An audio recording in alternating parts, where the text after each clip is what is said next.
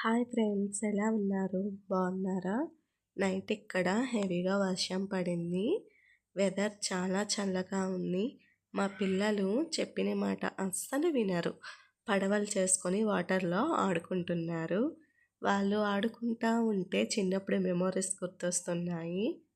ఏంటి ఈ అమ్మాయి వీడియోస్ డిలీట్ చేసింది అనుకుంటున్నారా?